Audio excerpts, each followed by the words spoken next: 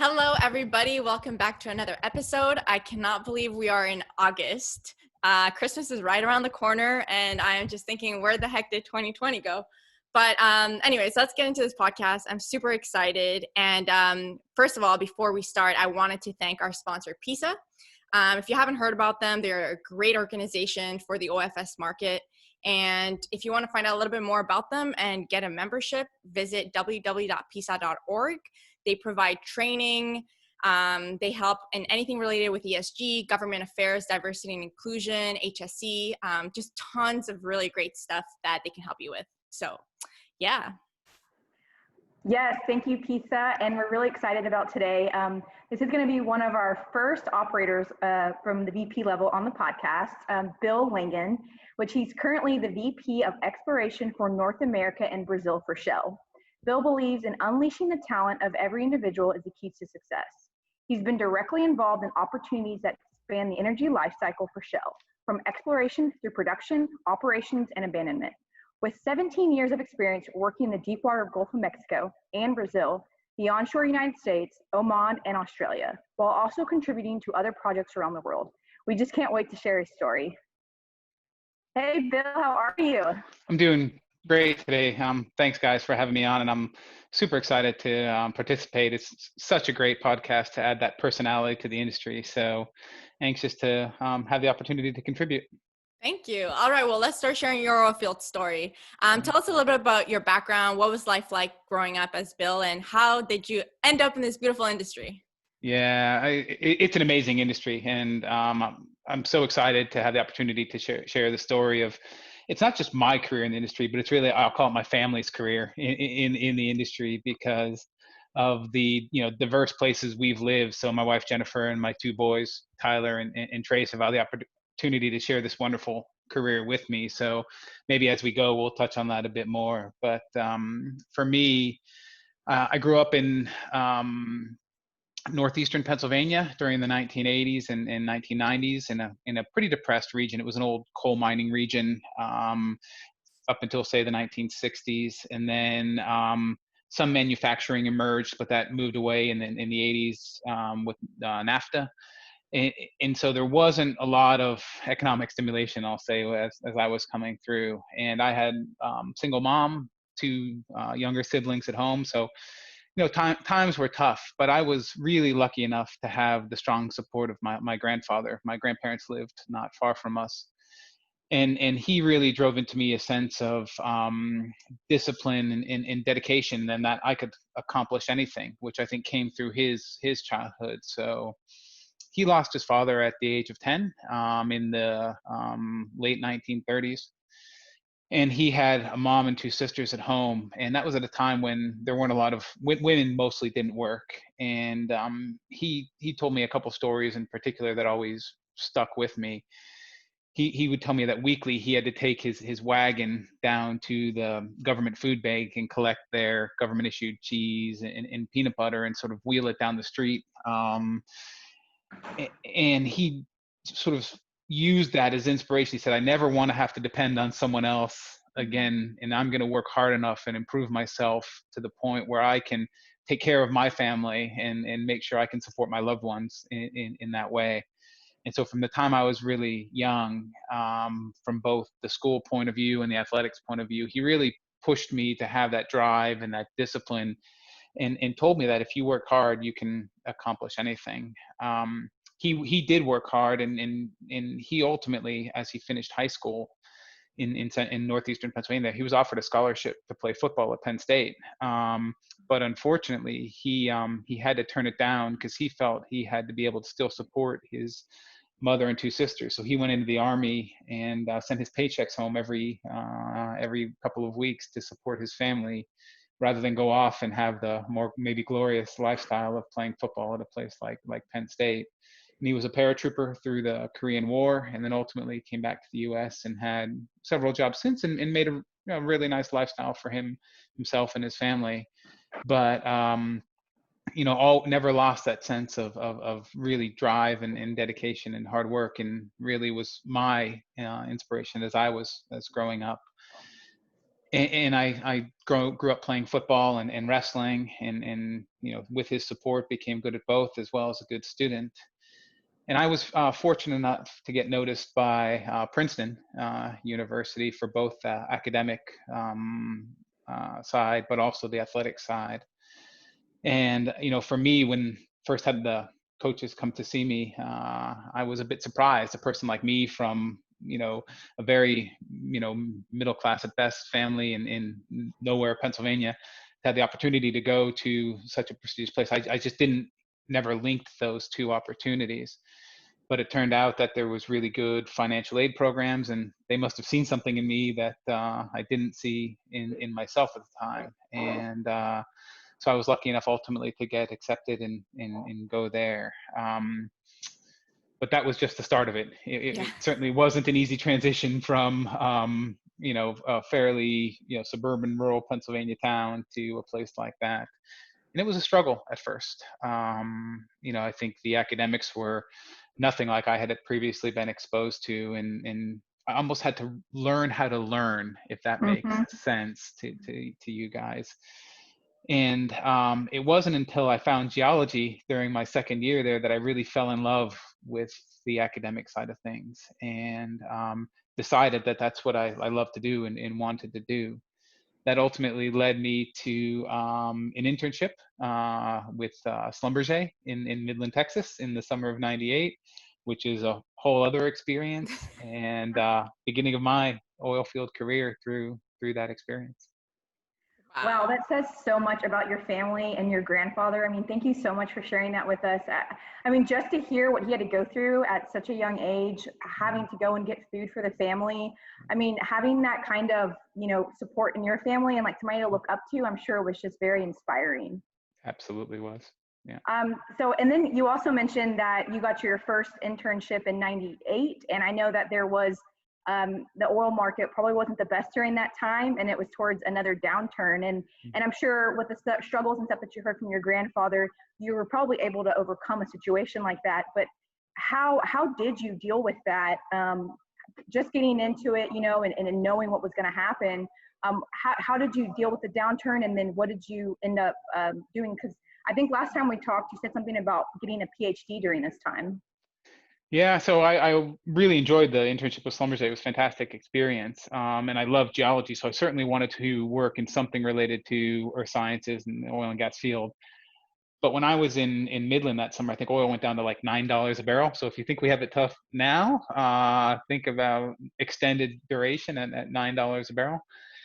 And 2/3 of the people I worked with got laid off, and it really touched me. I mean, I think just to see what they and their families went through with this cycle, I thought, ooh, when I have a family, I don't want to be as subjected to the ups and downs as maybe that far end of the spectrum in the service sector there.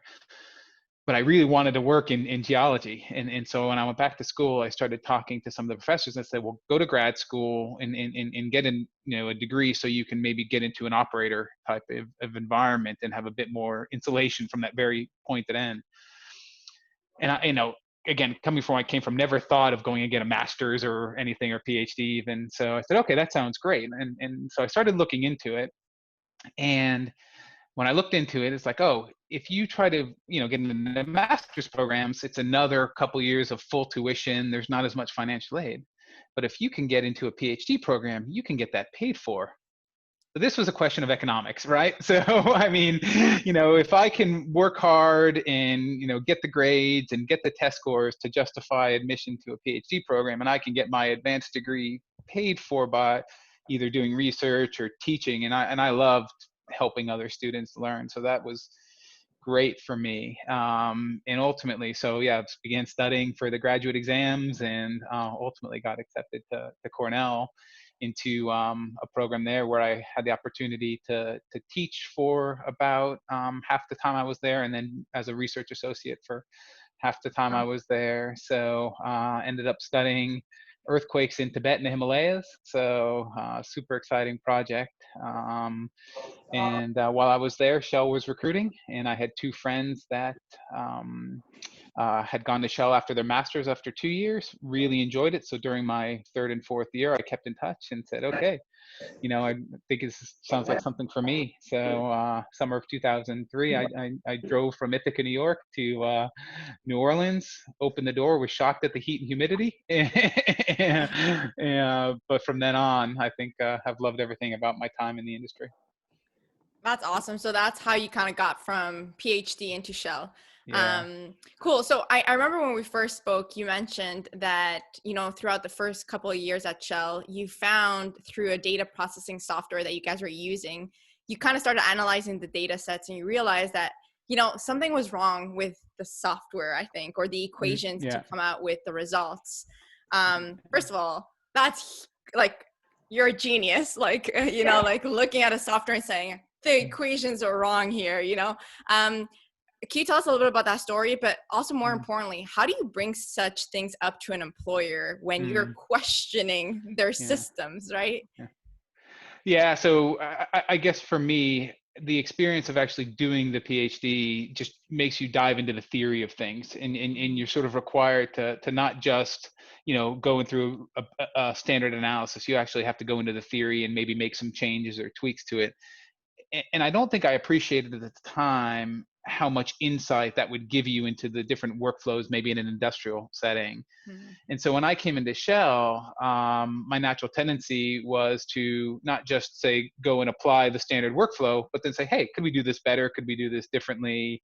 Or whatever it is. So I started always sort of diving more deeply into, not just the workflow, but what was the software behind the workflow? What did it assume and things? And could I actually help everyone by making improvements to that? In the one story that I think is probably pretty funny, at the time everybody was starting to get these high-end computers on their desktop. They were like $20,000 or $30,000 just compute, so you could do data processing on the fly. And we were testing some new software that allowed you to see sort of the seismic ray paths on top of the seismic data while you were interpreting it. And so I was testing out a release that was going to happen the following week. And as I was looking at it, I was like, oh, something doesn't feel right. It doesn't look right. The angles aren't what I expected. And so I said, I need a protractor. And so I went to our supply room. There's no protractors. I mean, my kids will probably have no idea what a protractor is. And so I'm like, okay, I need to go find a protractor. So I go out of the office building, which was in downtown Houston at the time, and I find the nearest like Staples or whatever it was, and I go in and it took me, they had like 3 in a small box somewhere because no one uses protractors anymore. And I go back and then I tape some tracing paper to the screen. And all of a sudden I'm putting the seismic up, I'm tracing angles, I'm using a protractor like we all did in middle school to measure angles. The exploration VP walks by and he looks into my office and he's like, what are you doing? The high-end workstation that sitting on your desk isn't good enough. And I said, I don't think it's right. And he looks at me sideways. He said, what do you mean you don't think this is right? And I said, well, it just doesn't feel like the results it's giving me match with what my intuition would be. And so I did some more digging, and I went and scanned my tracing paper. I sent it off to the guys in the coding lab and whatever. And it turns out they had flipped like a sine and a cosine in the equations, and were giving some strange results. And this was going to go out to the company globally the following week. And, so for me, I think because of the training, it came naturally. But I think your question on how do you sort of question the way things are done, I think if it's in service of improving the business and allowing everyone to deliver better, not in service of making me look good or making someone else look bad, and you frame, the observation that you have, and then even, you don't know everything about why it could be done better and you want more input, I think that goes over very well. Because at Shell we have this saying called enterprise first, which means we're in service of the business first. So if I'm going to introduce something and it's enterprise first, not me first, or not making someone else look bad, it gives you a bit of an in to have that conversation. And then I think what I've learned since then, though, through being wrong many times, is I'm not always right. And so if I do give an observation, I also get input from others, say, what am I missing? and what could also be happening here besides my very narrow view of, what things look like. So, but that was, certainly an experience I'll never forget. And I'm guessing most of my geophysicists now last used a protractor 20 years ago. So, it is what it is. But, well, I think you're right. It's really all in the approach that you take when you do, go to your company and tell them kind of your thought. And it's your tone, and it's how you say it, and how you don't make it about you, but you make it about how you're going to better whatever situation you may be in. And I think that's exactly what you did. And you were right this time. So yeah, certainly not always the case. That's awesome. So we know throughout your career, obviously you've been more in technical roles at first, and then you were offered a leadership role, which, if I recall, you actually turned down at first, and then you went back, and I think you talked to your wife, and then you went back to your employer and said, all right, I'll take the role. Can you talk about that experience, and then kind of how you went about thinking about that at first, to then when you changed your mind and decided to take it on? Yeah, that's great. So you'll see a recurring theme here where this again is the family career, and how we manage this together. So yeah, I spent, I worked so hard to get the undergraduate degree and then the PhD all in a technical field, right? So I had this deep identity of coming through that way, and then spent 7 years doing, pretty technical geophysics work. And so I think it was in 2009, at the time, my general manager came to me and she said, oh, the head of exploration is moving from the Netherlands to Houston, and we're looking for a business advisor for him. And I said, oh, what does a business advisor do? I don't really know. And so, because they said, well, you shadow them and you learn how you translate the technical data into business justifications. You might summarize a longer proposals so they can get, across them more quickly. You might make some of their presentations. If they're doing an external event, you'll help them prep, in general. So I thought to myself, oh, that's just not me. I'm a technical person. I don't have an MBA. I'm not ultimately see myself doing those sorts of roles because I've put in this work to be technical.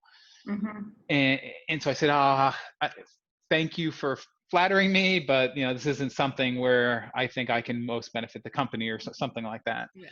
And so, she walked out of my office. I felt good that she had considered me. So I called my wife and I said, you won't believe what they just asked me to do. They wanted me to take this, role that's, completely non-technical, And there was a bit of silence, and she was like, march back over to Linda's office, beg for forgiveness, tell her you're very, very sorry, and until you get the interview, and say you'd very much like to have that interview because it's, you weren't thinking clearly at the time. And I said, yes, dear, but okay, let's talk about why here. What are you saying? And they're like, well, they see an opportunity in you to be more than the best geophysicist in, your work group or even Houston or whatever. They think you have the opportunity to take a more substantial role in the company. And I said, me?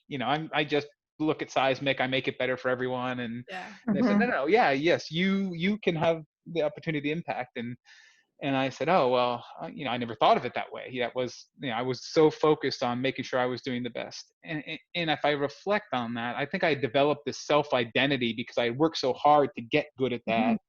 And letting it go was scary. I think, letting go of these deeply held identities we create for ourselves to seize an opportunity doesn't always, show up as obvious. And so it took a couple other people that I really valued pointing it out to me. So one, my general manager, and two, my wife, to point this out that, hey, this is a really good thing. So ultimately got the interview and got the job.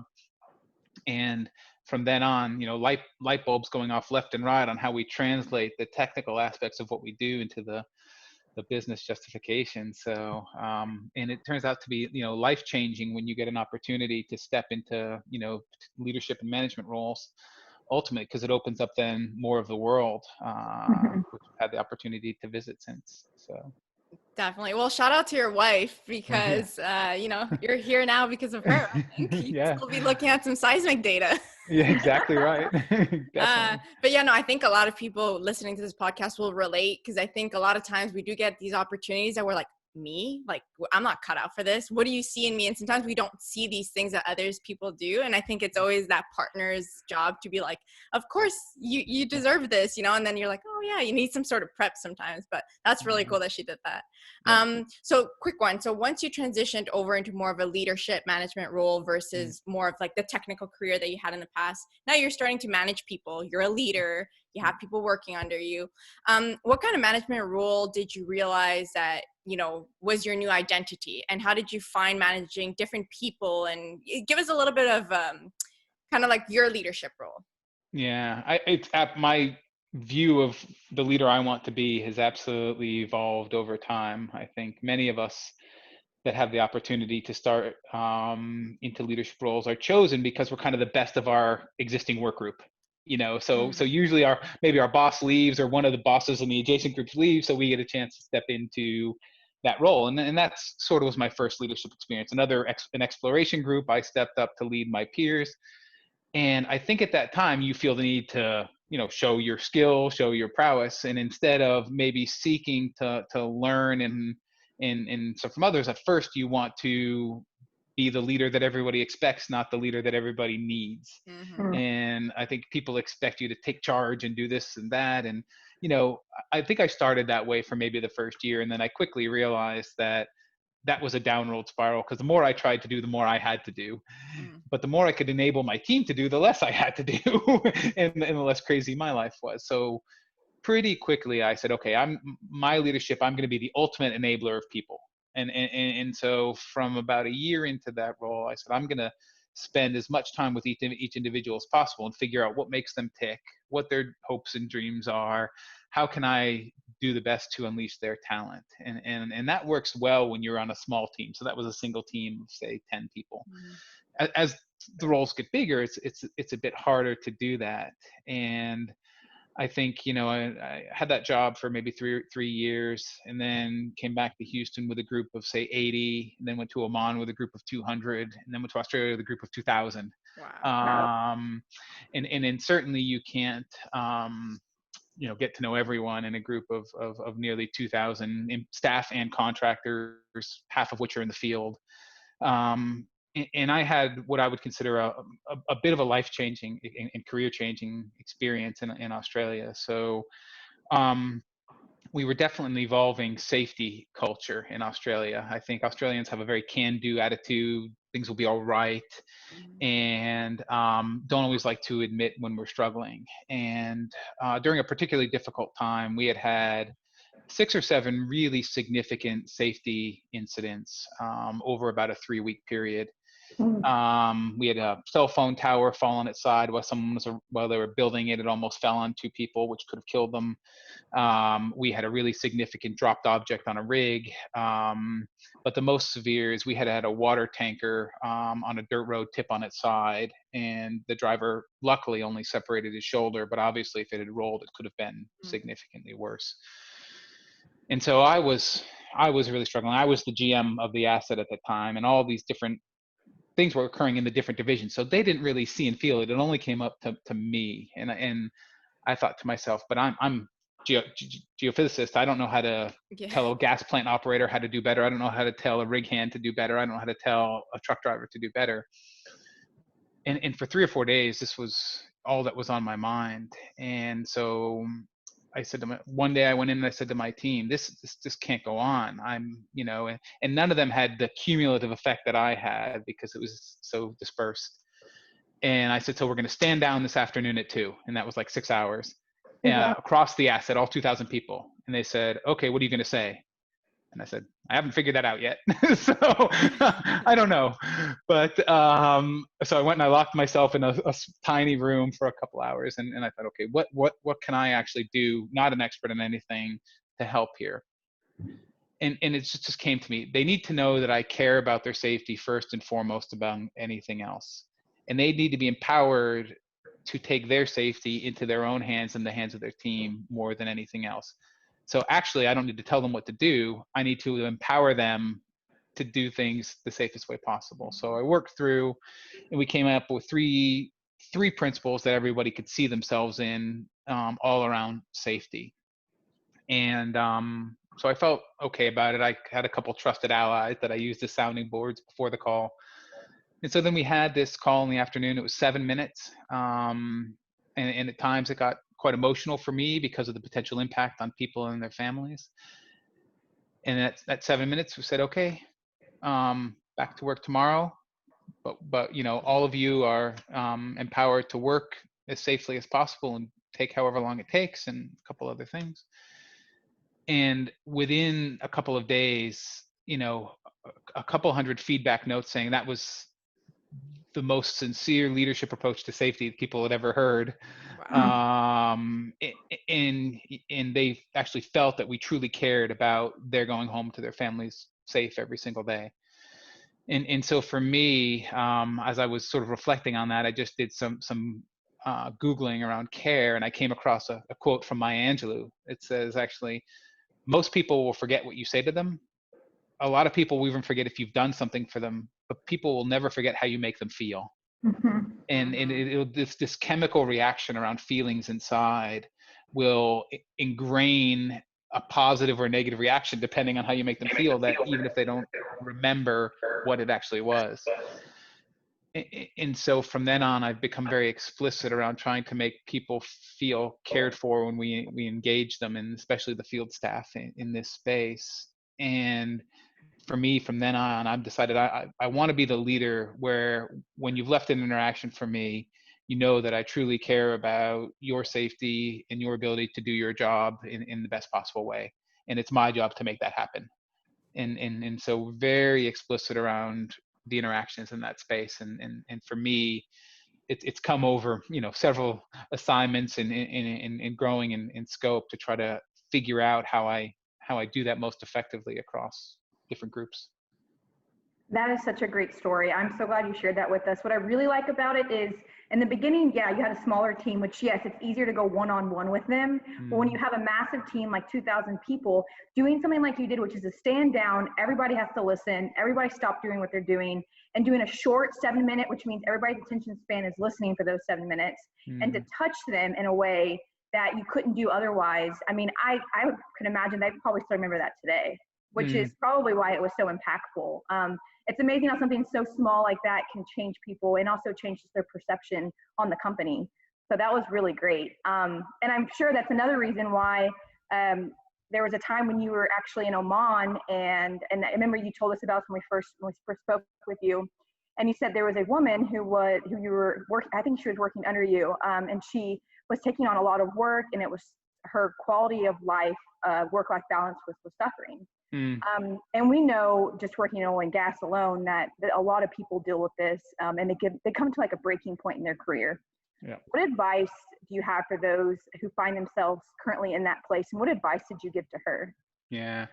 So this woman was one of our best geologists and one of our best performers, and I give her fantastic credit, because in a culture in the Middle East, to come through and become, what is, now she's got a role which is essentially the chief exploration geologist for Petroleum Development Oman, a company of 8,000 people, is a fantastic accomplishment. But what we had, she was clearly talented, and I think a lot of people run into the trap of, if I'm good, to prove I'm better, I'm going to take on more. I'm going to just keep taking on, and I can deliver more. I can have, service more people. I can do these sorts of things. And what we saw from her as she took on more, she started to miss some deadlines, and then she started to quality of her work would decrease, and it would come not quite to the same level. And even though we were giving her the feedback, I think at first she thought, oh, I'll be fine in the end here, because I'll deliver my normal really good work. But she was never able to dig herself out of the commitments she made, nor would she be, honest with herself and her stakeholders that she wasn't going to be able to deliver on the timeline. So the project suffered and things like that. So ultimately, at the end of the year, we gave her her lowest performance rating she had ever had, even though we knew her underlying potential was much higher than others around her. But in that year, it just wasn't up to her usual fantastic work. And she was really, I think, she was really down for a couple of months after that. But at the same time, we coached her on, this is the why. This is what we saw from you last year. and resulted in what we did. And here's what we think we can help you with doing better. So things around project management, being really clear stakeholder timelines, and being very honest with yourself on what workload you can handle and still deliver up to your own, personal and in our company standards. Because her personal brand was beginning to become affected through this, right? And people were having less faith in her ability to deliver, and so it was really important that she was honest with herself in this space too, so that and she's absolutely more than recovered and superstar now, and we're all very proud of her. But it sometimes takes a bit of a dip, and again, maybe others helping you emerge even stronger through a challenging time. So yeah. Yeah, no, I think a lot of people kind of see themselves in that, where and I mean, I think it happens to everyone. We kind of go through a cycle at work. Sometimes we're performing really well and we're in that momentum of keeping up with, beating yourself every year. And then there's a point where you have so much on your plate, you don't say no to things. And then of course your performance is going to slide a little bit. So I think a lot of people kind of relate to that.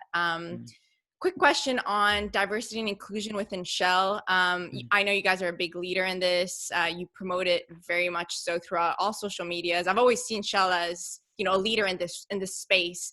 Can you share a little bit about what you guys are doing to move the needle in 2020 on diversity and inclusion? Sure. So being a global company, we're privileged to be able to pull from a global community in the workforce. And I've had the opportunity to be on teams. If there's 10 people, there's 8 different ethnicities or backgrounds on those group of 10 teams. So in some ways, I've sort of become to expect this, right? And have those diverse conversations. For me, yeah, we absolutely are very thoughtful around making sure we're developing people and bringing, the more outward traits of race, gender, ethnicity, disablement, all into the discussion on how we coach and promote people.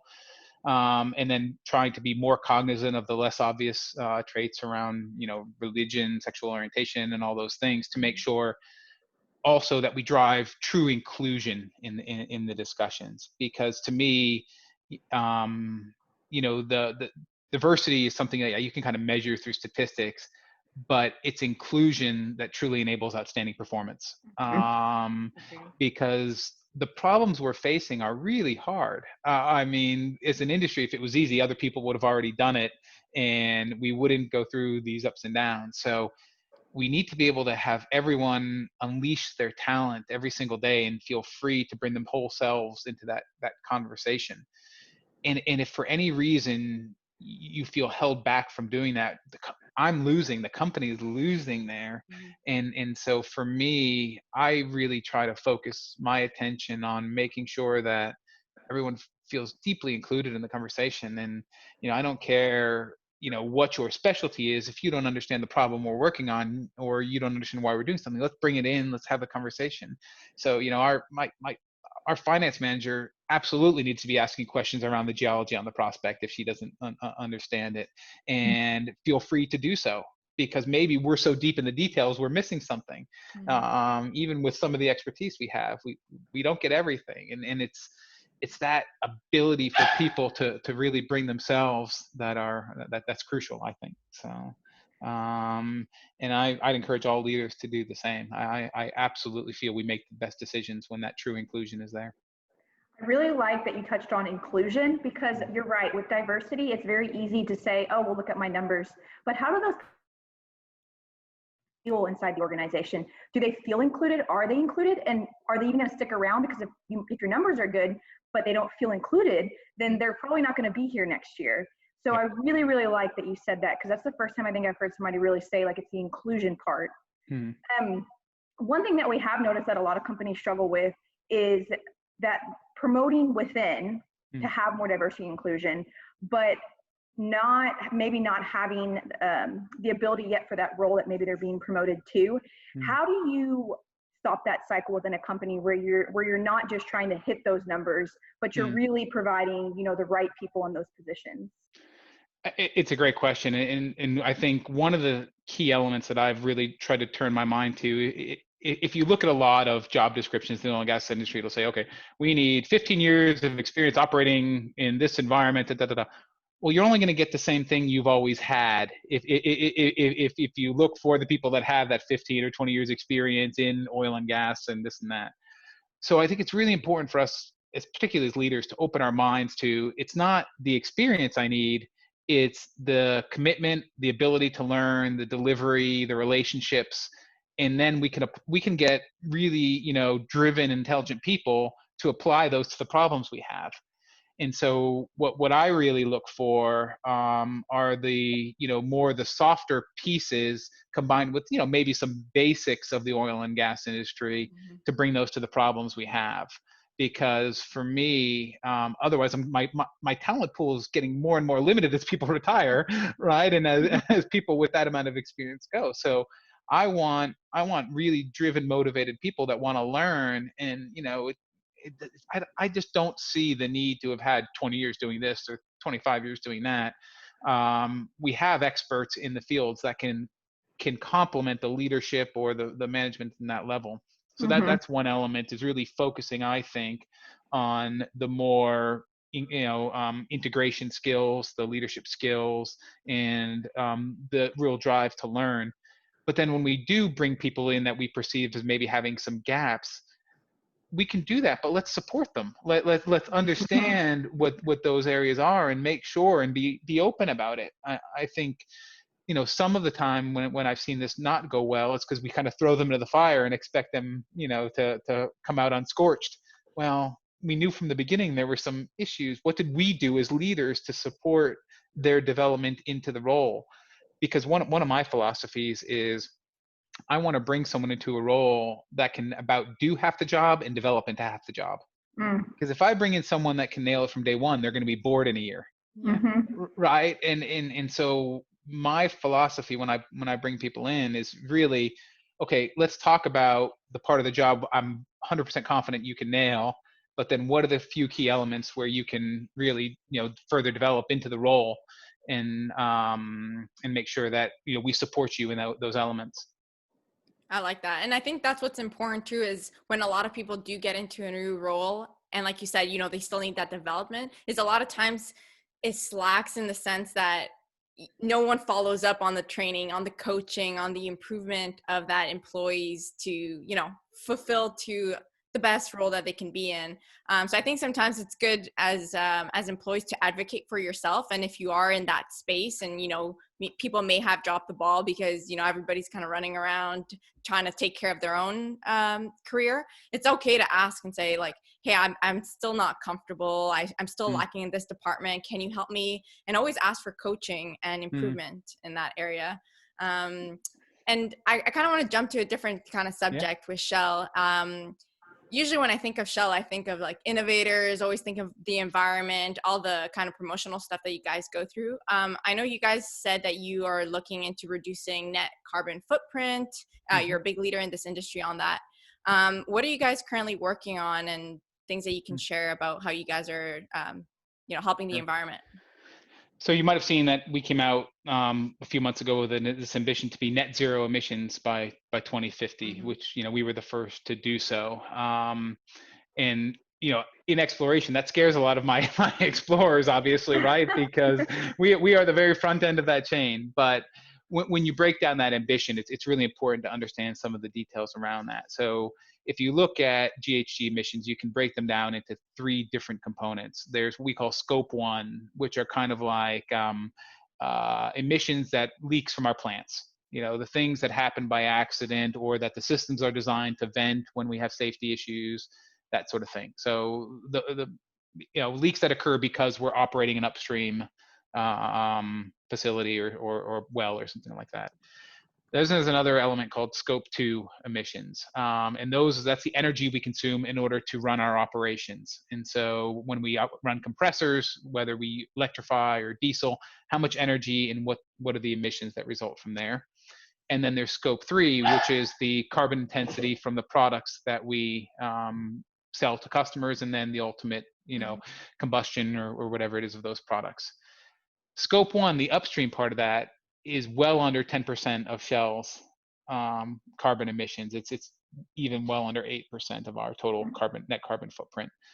That scope 2, the power we use in our operations, is something like 12 to 15, depending on where we are. But the vast majority of Shell's emissions comes from the products we sell to our customers. So there's a couple on that product line.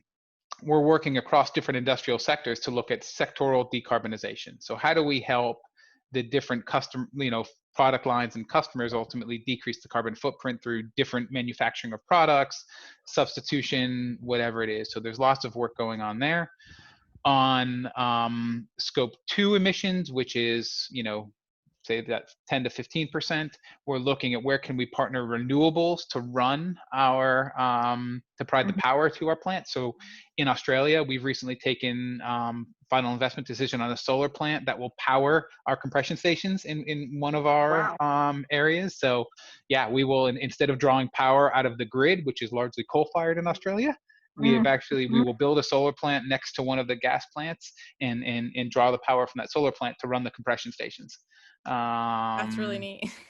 Yeah. And then scope 1, where I work in upstream finding stuff, if you look at the net carbon footprint of a barrel of oil from our deep water business, particularly in the Gulf of Mexico, that barrel of oil has the lowest end-to-end net carbon footprint of any barrel globally. And it's because of the natural reservoir depletion that comes out of the Gulf of Mexico. It's because of the high quality standards required from the facilities there, and in general, I think the quality of the operations that we execute. And so, when we say net carbon footprint, we can offset, maybe some of these emissions if we see the need to continue to do them through other things like either buying carbon credits or, more importantly, nature-based solutions where we get carbon credits and things like that. So again, where I was previously in Australia, we've already have 2 nature-based solution projects underway there to do that. But we're doing lots across all 3 elements of those in Shell to get to that net zero ambition. What I really like that you said is about the oil part and the offshore part, and how that's one of your lowest carbon footprint emissions, which I'm sure when people saw that release, the first thing they thought of was like your offshore business, or maybe even the Permian business that you have. And I know in the Permian, because it's being a part of Next Year, we work with y'all. Y'all do a lot of stuff to help reduce in the Permian as well, and it's very effective. So I really like that you stated that, and I think that's great. So I guess the last question here, so we can wrap up, is on COVID-19. Sure. As you know, it's disrupted the industry, every industry. And what advice do you give for those that are currently in industry, or ones that are maybe graduating to come in and maybe they're second guessing themselves because of everything that's going on? What would you say is the future looks like? I think the future of the energy industry looks very bright. We still have a growing population globally that will need energy, right? And almost a third of our world population still lives in energy poverty. And so I think, again, being in exploration, my explorers worry that they're the first ones impacted by any reduction in this space. But a couple things come to mind. So still, if you look at the ability for renewables to penetrate the global power market, we're still less than 20% of the global power is from renewables. And there are still certain sectors that the energy contained in a renewable electron still can't supply the power that's needed, nor can people afford to string power lines into the middle of very remote areas. So I do think there will be the need for hydrocarbon-based solutions for a substantial period of time. Shell says into the 2050s and 2060s. So I think, we will continue to see the need for those things. So the demand will still be there.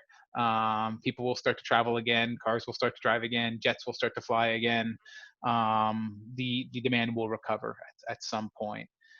But I think the other thing people don't also appreciate is the number of other skills that you get working in a major industry like the oil and gas business. And I think about the project management, the appreciation for non-technical risks, the interactions with the community, for me, the working with foreign governments, and then the benefits that I think my family has seen by having the opportunity to move around the world has just been spectacular. And I think we're better off as people for having been a part of a global industry, and bringing and seeing the diverse views of people in different countries, and then bringing them back here to incorporate not just into our business but into our lives. And so I don't think shying away from the industry now. Yes, it might be harder to break in, but I think the benefits and that you can bring to the industry and into yourself, far outweigh the risks. So I'd say stick with it, and you know, opportunities will come to people who are driven and really continue to seek them. So I do believe that. Well, thank you so much for sharing your story. And, I think what we learned from this episode is definitely kind of like what your grandfather said, is you work hard and you're persistent and you show up every day and like, look where you can get. Because I mean, like, you came from the middle of nowhere, Pennsylvania, Yeah. to going to Oman, getting a PhD, like all these things that happen throughout life that I'm sure, you know, at 18 years old, you probably would have never thought you'd be here today. It's really cool to see. And I think you have such a great oil field story. And this is the kind of stories that I like, where you didn't start from much, but you created your own future to be where you are today. And I think that's really inspiring. So thank you so much for sharing your story. And we appreciate you coming on our podcast. Thanks so much for the opportunity. I really appreciate it. Yes, thank you. We really enjoyed it. Bye.